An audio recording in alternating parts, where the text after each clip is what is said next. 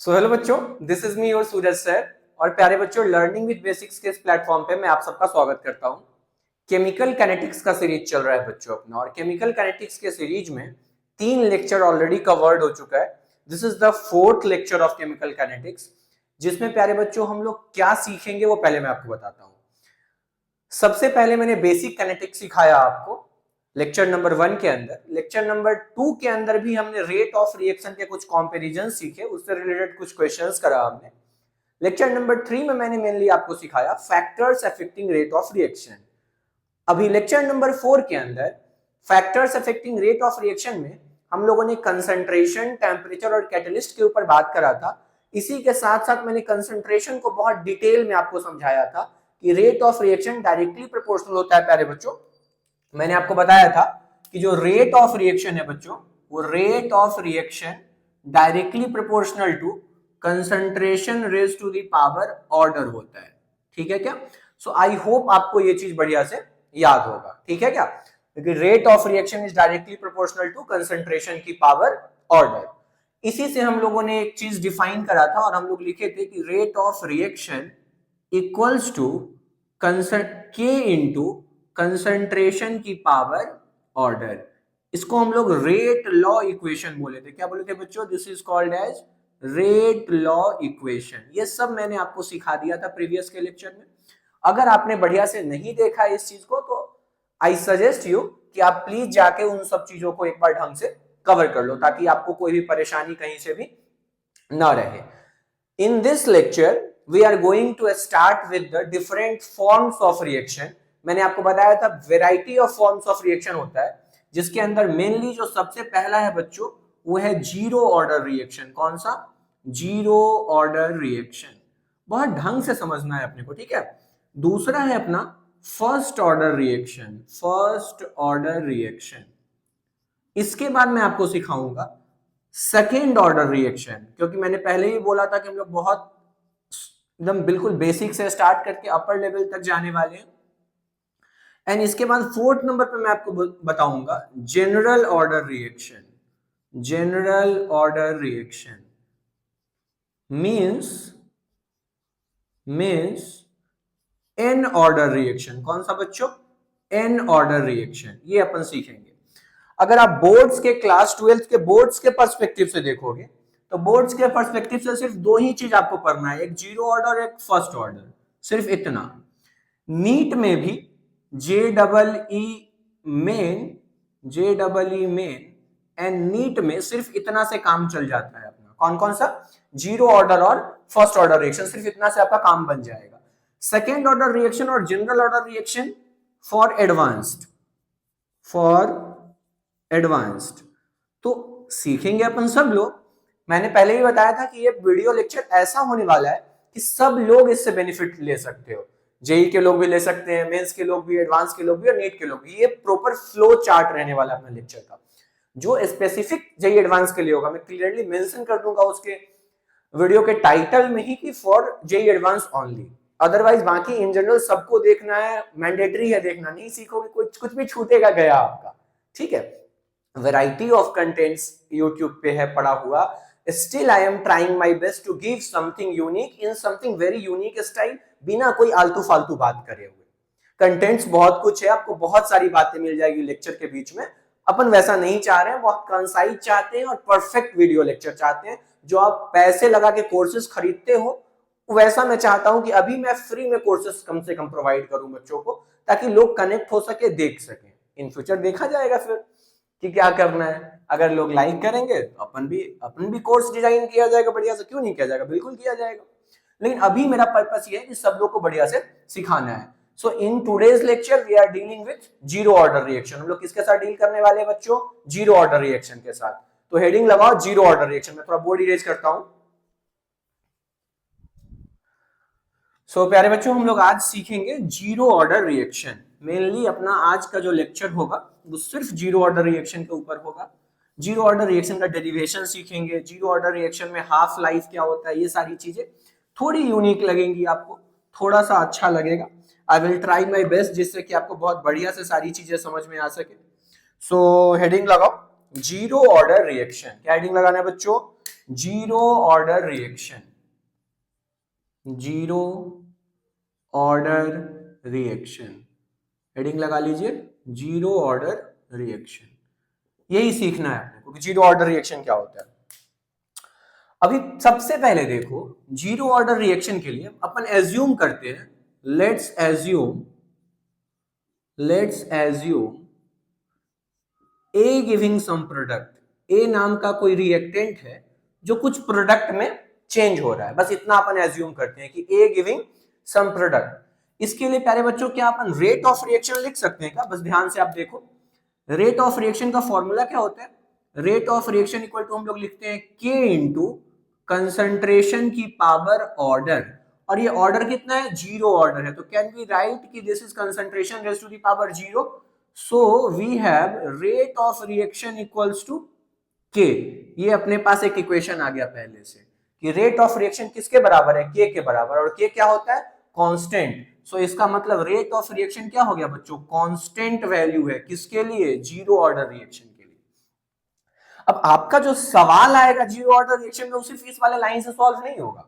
सवाल कंसंट्रेशन के टर्म्स में हो सकता है, सवाल मोल्स के टर्म्स में हो सकता है कि कितने देर में कितना कंसंट्रेशन हो जाता है। सपोज करो ये कोई पार्टिकुलर रिएक्शन चल रहा है, C0 से स्टार्ट हुआ इनिशियल कंसंट्रेशन, तो एक पार्टिकुलर टाइम पर जब आप पहुंचोगे तो कितना कंसंट्रेशन होगा, ये सारी बातें।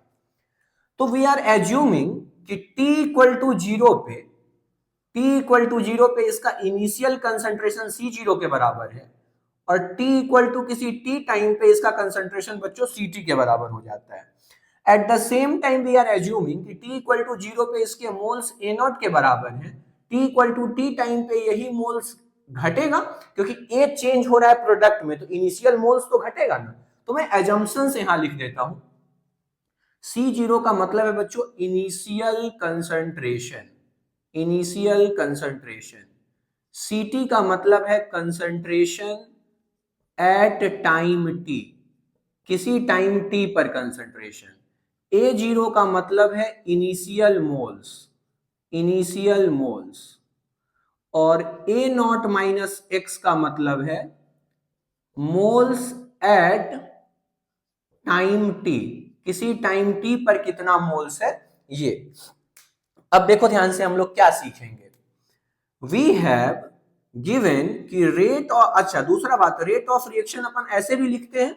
रेट ऑफ रिएक्शन का मतलब क्या होता है? Change in concentration. देखो तो क्या मैंने ये एक्सप्रेशन आपको सिखाया है, माइनस dA/dt, क्या ऐसा लिख सकते हैं? किसी भी चीज का अगर रेट ऑफ रिएक्शन लिखना है तो रेट ऑफ रिएक्शन का डिफिनीशन क्या है? रेट ऑफ रिएक्शन का मतलब है प्यारे बच्चों changing concentration with respect to time. Concentration का टाइम के रिस्पेक्ट में जो चेंज होता है वही क्या कहलाता है? Rate of reaction.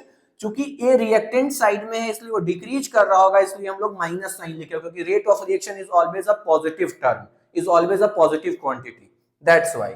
अभी ध्यान से देखो, अब ये रेट ऑफ रिएक्शन किसके बराबर है? के के बराबर। So we can equate this with K. Now we have minus dA/dt, minus dA by dt equal to k. This implies minus dA by dt equal to k. So can be right beta dA equal to minus of के dt, minus sign को उधर लेके चले गए, और क्या हम लोग इसको इंटीग्रेट कर सकते हैं क्या? कैन बी इंटीग्रेट दिस, कहां से कहां? कंसंट्रेशन कहां से कहां चेंज हो रहा है? C0 से Ct तक कंसंट्रेशन जा रहा है, और टाइम कहां से जा रहा है?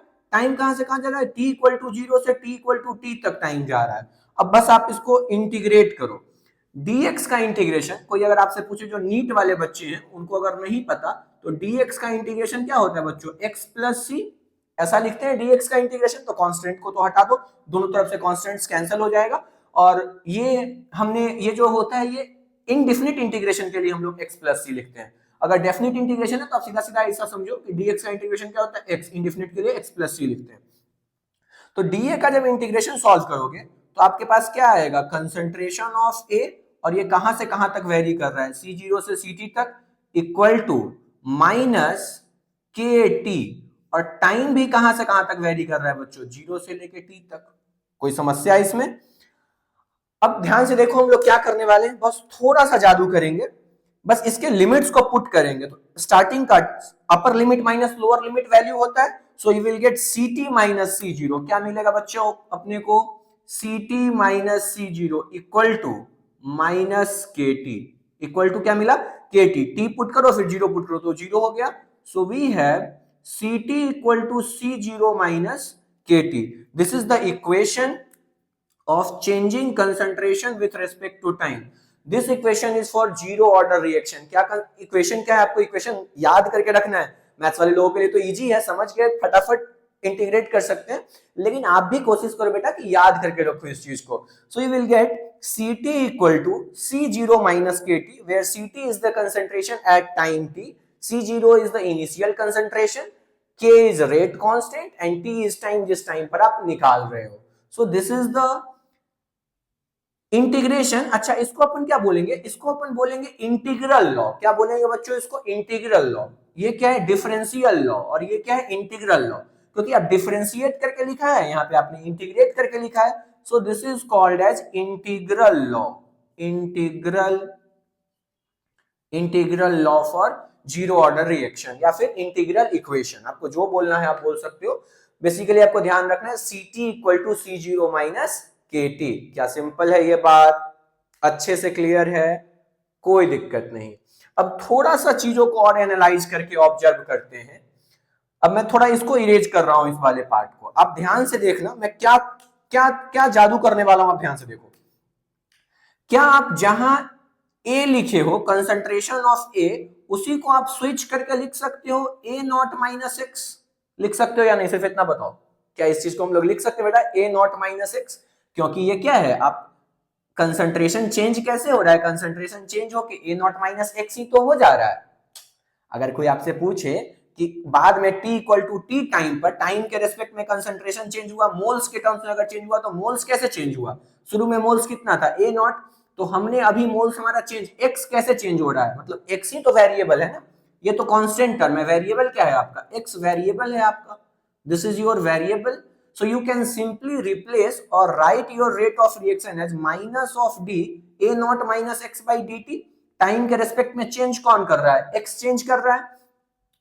अब A नॉट क्या है, कांस्टेंट, तो डिफरेंशिएट करोगे अगर A नॉट को तो 0 हो जाएगा और आपको वैल्यू क्या मिल जाएगा, dx by dt। क्या वैल्यू मिल जाएगा बेटा, dx by dt। बस देखो मैं अब सिंपल सिर्फ इसको उड़ा रहा हूं और मैं फिर से इसी इक्वेशन को लिखूंगा, अभी देखना कैसा जादू होगा। देखो दोस्तों, अगर आपको सीखना है चीजों को बढ़िया से, तो बहुत सारे लोग हैं सिखाने वाले, सिखाने वालों का कमी थोड़ी ना है यार, एक से एक लोग हैं, एक से एक टैलेंटेड लोग हैं जो ज्ञान बांट रहे हैं। जो जेई नीट के एस्पिरेंट हैं, उनको सिखाने वालों की कोई कमी नहीं है मार्केट में, एक से एक लोग सिखा रहे हैं। सिंपल बात सिर्फ इतनी सी आ जाती है कि आप किसकी बात आपको समझ में आ रही है। आपको जिसकी बात समझ में आ रही है आप उससे सीख सकते हो। There are so many people who are continuously uploading online contents on YouTube on and other different platforms. There are enormous platforms, सब चार्ज कर रहे हैं, जिसको जो मन आ रहा है जैसे ले रहा है, सब सीख रहा है कहीं ना कहीं किसी से। आपको जिसकी बात समझ में आती है आपको पकड़ना है बस, और आपको सीखना है, आपका पर्पस सिर्फ इतना होना चाहिए। तो अब हम लोग रेट ऑफ रिएक्शन को लिख सकते हैं minus of D A not minus x by D T, और ये रेट ऑफ रिएक्शन किसके बराबर था, K के बराबर। A नॉट कांस्टेंट है और माइनस माइनस प्लस हो जाएगा, so this is simple dx by dt equal to k, so we can write dx equal to k dt। और बस इसको इंटीग्रेट कर दो, कहां से कहां तक, x की वैल्यू कहां से कहां तक चेंज हो रही है, x की वैल्यू शुरू में तो 0 थी, चेंज होके कहां तक गई, 0 तक, t 0 से लेके t तक गया, तो इसका मतलब है इसको इंटीग्रेट करोगे so you will get x equal to kt।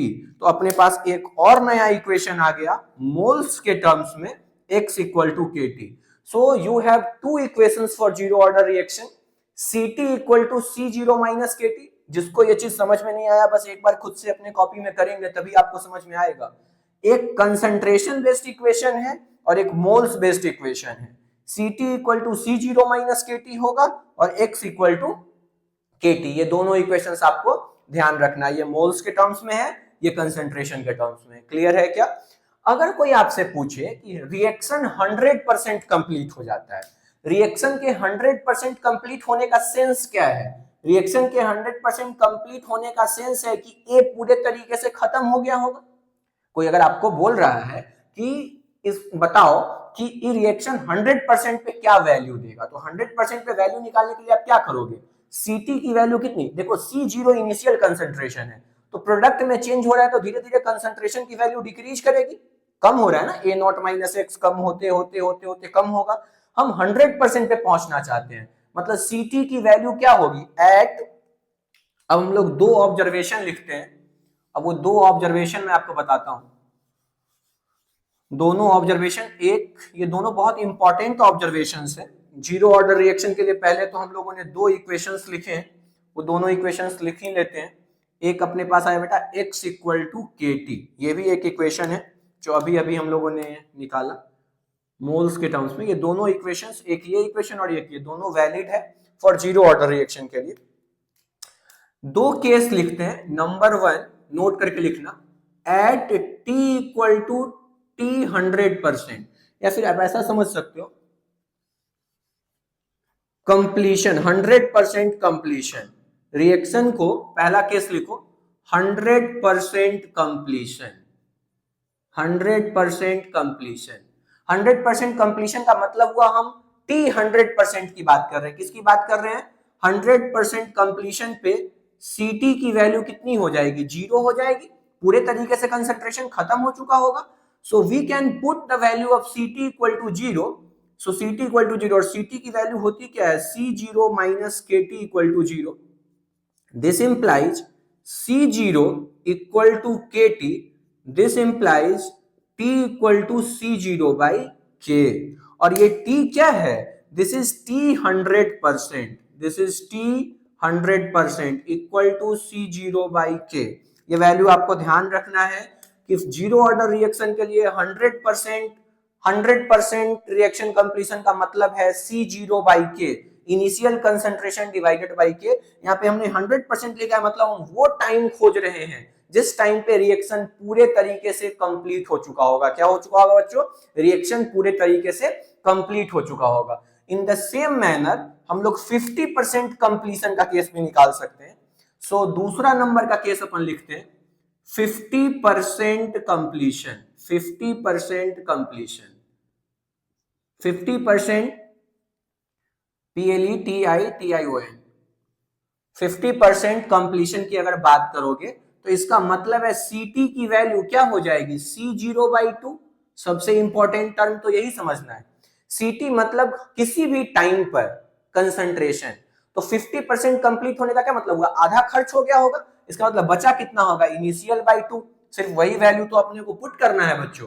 तो आप जो इक्वेशन यहाँ पे हम लोग निकाले हैं उसी को थोड़ा सा और मैं एनालाइज करता हूं। मैं थोड़ा सा इधर जा रहा हूं, आपको शायद अगर कहीं दिख रहा हो, चाहे मैं इसको ही उड़ा देता हूं। T 100% तो हम लोगों ने निकाल ही लिया, 50% कंप्लीशन के लिए भी हम लोग सारा चीज निकाल लेते हैं। अपने पास है Ct equal to C0 minus Kt। हमने अभी अभी बोला कि Ct की वैल्यू कितनी होगी, C0 by 2 minus C0 equal to minus Kt।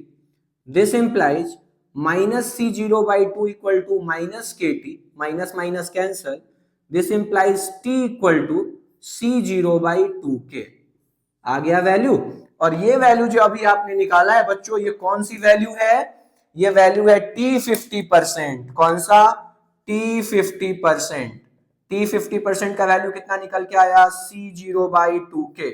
ये वैल्यू भी आपको ध्यान रखना है। So now you have to values, T 50% and T 100%. T 100% is C0 by K and T 50% is C0 by 2K. T 50% का मतलब होता है, उसको हम लोग एक और तरीका है लिखने का, हम लोग बोलते हैं T1 by 2, T half life. T half life का क्या मतलब हुआ बच्चों, C0 by 2K। इसी को हम लोग बोलते हैं हाफ लाइफ ऑफ रिएक्शन। क्या कहते हैं इसको, half life of reaction. I hope अब तक आपको सारी बातें समझ में आ गई होंगी। Last part zero order reaction का है, इसमें हम लोग कोई क्वेश्चन नहीं करेंगे। We will completely make another separate lecture for the question based on zero order reaction. इसमें सिर्फ हम लोग थ्योरी देख रहे हैं कि क्या चल रहा है, जीरो ऑर्डर रिएक्शन का क्या प्रोसेस है। इक्वेशन सिखा दिया मैंने आपको, हाफ लाइफ निकलना सिखा दिया, 100% कंप्लीशन सिखा दिया। अब सिर्फ जो लास्ट पार्ट बचा है वो है ग्राफ। तो मैं पूरा उड़ा रहा हूं, इस पूरे पार्ट को मैं उड़ा रहा हूं, सिर्फ अपने पास जो इक्वेशंस है उसको दोबारा एक बार बस लिख लेंगे और कुछ नहीं करना है अपने को। मैं पूरा ही उड़ा रहा हूं इसको, उड़ाने का मतलब है कि इरेज कर रहा हूं, समझो बस बात को, ठीक है, ज्यादा लोड नहीं लेना अपने को। C t equal to c zero minus k t, एक इक्वेशन तो बेटा अपने पास ये आया, दूसरा इक्वेशन है x equal to k t, ठीक है। तो अगर आपसे ग्राफ बनाने के लिए कोई बोले और ग्राफ दे दे, बोले कि जीरो ऑर्डर रिएक्शन के लिए ग्राफ बताओ, तो देखो ध्यान से, अगर हम लोग सीटी और टाइम के रेस्पेक्ट में ग्राफ प्लॉट करें, सीटी और टाइम के रेस्पेक्ट में ग्राफ प्लॉट करें, देखो y equal to C plus M X plus C type equation है। c का मतलब कांस्टेंट, m का मतलब स्लोप माइनस k और x का मतलब t, y equal to M X plus C है। अच्छा, y equal to M X plus C है तो t equal to zero put करो, t इक्वल टू जीरो पे इनिशियल कंसंट्रेशन किसके बराबर बेटा, c जीरो के बराबर है इनिशियल कंसंट्रेशन, क्लियर है। और जब Ct की वैल्यू जीरो हो जाएगी तो टाइम कितना हो जाएगा, टाइम की वैल्यू हो जाएगी c जीरो बाई के, तो इसका मतलब ग्राफ ऐसा आएगा, डिक्रीजिंग कर्व आएगा। और ये जो टाइम निकाला है हमने, ये जो पार्टिकुलर टाइम है, ये t इक्वल टू जीरो पे, t इक्वल टू जीरो पे सारा कंसंट्रेशन c जीरो के बराबर है। और जब कंसंट्रेशन खत्म हो जाएगा, इसका मतलब आप जिस टाइम पे पहुंचोगे दैट इज t 100%, और वो किसके बराबर होता है, c जीरो बाई के बराबर होता है। और ये जो ग्राफ है, ये ग्राफ किसको रिप्रेजेंट करता है, c t equal to c zero minus k t को। ये ग्राफ किसको रिप्रेजेंट करता है बच्चों, c t equal to c zero minus k t को। ये एक ग्राफ हो गया। दूसरा ग्राफ अगर कोई आपसे x और t के रेस्पेक्ट में पूछे, x और t के रेस्पेक्ट में बताओ, मोल्स और टाइम के रेस्पेक्ट में पूछे, तो y equal to M x, simple, x equal to k t, क्या यही ग्राफ हमको x equal to k t दे देगा, x equal to k t, this is nothing but y equal to M x, कोई slope नहीं है, line passing through origin. अगर कोई आपसे इक्वेशन ग्राफ बनवाता है rate of reaction, rate of reaction और टाइम का, तो आप बताओ रेट ऑफ रिएक्शन क्या निकाले हो इसके लिए, रेट ऑफ रिएक्शन अभी अभी मैंने सिखाया था, रेट ऑफ रिएक्शन कांस्टेंट होता है k के बराबर, इसका मतलब ऐसा लाइन होगा। तो रेट ऑफ रिएक्शन और टाइम का भी कोई रिलेशन नहीं है। दूसरा, अगर कोई आपसे पूछे कि कंसंट्रेशन जो Ca है, मतलब कंसंट्रेशन जो Ca है, वो Ca पर टाइम का क्या फर्क पड़ रहा है, तो कंसंट्रेशन पे टाइम का फर्क पड़ रहा है, वो देखो हम लोगों ने निकाल लिए। तो रेट ऑफ रिएक्शन का डिपेंडेंस टाइम के साथ सिखा दिया, कंसंट्रेशन का डिपेंडेंस टाइम के साथ सिखा दिया, मोल्स का डिपेंडेंस टाइम के साथ सिखा दिया, और इसके साथ दो फॉर्मूला जो सबसे इंपॉर्टेंट है, एक T half life that is C0 by 2k and T 100% which is nothing but C0 by k। ये इतना सा बात आपको ध्यान रखना है। So this is all about zero order reaction. Zero order reaction में इससे डीप कुछ नहीं है जितना सीखा जा सकता है। अब कंप्लीटली फोकस करना है अपने को क्वेश्चन पे। अगर आप क्वेश्चन बढ़िया से कर लिए, मतलब यू विल रॉक इट, मतलब लेवल अप हो जाएगा आपका, लिटरली बता रहा हूं। आप बस लेक्चर नंबर 5 फॉलो करो और देखो कैसे मजेदार जीरो ऑर्डर के, अगर चैलेंज है एक भी क्वेश्चन अगर जेईई मेंस का या नीट का या जेईई एडवांस का छूटा तो फिर बताना। लेक्चर नंबर 5 पे मैं चैलेंज कर रहा हूं सिर्फ जेईई मेंस और नीट के क्वेश्चंस, एडवांस के क्वेश्चंस का चैलेंज नहीं कर रहा हूं, क्योंकि उसको और अपग्रेड करेंगे हम लोग, वैसे क्वेश्चंस आपको करा दूंगा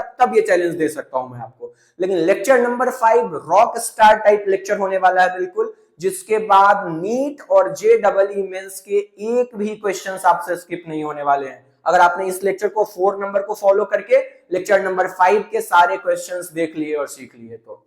So keep learning, keep growing. Thank you for watching. All the very best. बस मिले रहो, लगे रहो, पढ़ते रहो।